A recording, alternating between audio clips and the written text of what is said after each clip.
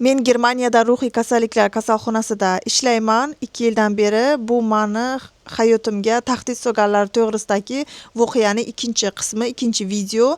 Chunki birinchisiga hamma gapim sig'madi. Bemor o'sha mani hayotimga tahdid soldi. Seni ko'chada ko'rsam o'ldirib ketaman deb menga aytdi.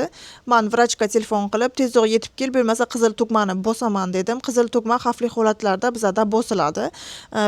Vrach yetib keldi. U bemor ungacha qaniysan men bemor bilan o'sha juda ham hayotga xavfli bo'lgan, hayot uchun xavfli bo'lgan bemor bilan boshqa bitta kollegam, hamkasbim bilan, uni ham kuchi ko'p emas, kichikroq mendan gavdasi deyarli. Biz u bilan birga vrachni kutishimizga to'g'ri keldi 10 minut davomida.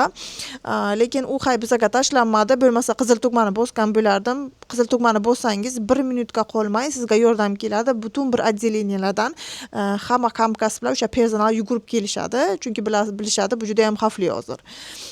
Vrach kelgandan keyin bemor bilan gaplashdi. Bemor qo'rqib, o'sha kasalxonadan chiqarib yuborilishidan qo'rqib, uni uy joyi yo'q edi. Boshqa kasalxona va davlat yordam berib topib bergan xonalardan hammasidan haydalgan, o'zini yomon tutgani uchun.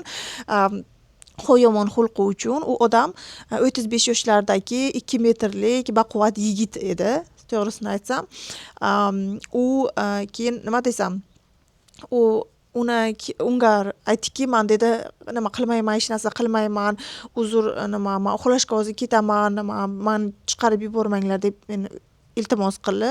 Birinchi vrachga ham u tahdid qildi, aytdiki, "Sen meni haqqing yo'q, men o'zimni o'ldirmoqchi bo'lsam, sen meni kasalxonadan chiqarib yuborishga haqqing yo'q" dedi.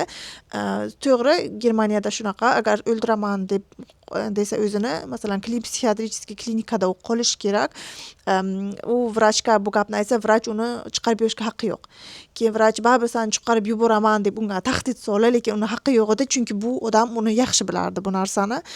U отделениеda qoldi, keyin uxladi, yaxshi, hammasi. Ertasi kuni men ishga kelgan paytim, 1-2 kundan keyin ishga kelgandan keyin, ertasi kuni keldim menimcha, mendan kechirim so'radi. Men alkogol ta'sirida edim. Men bu ishni albatta afsuslanaman deb mendan kechirim so'radi, lekin bu narsa meni nimamda qoldi, baribir boshimda qoldi. Bu narsa meni qaysam ko'chada yursam baribir bu haqida o'ylayman.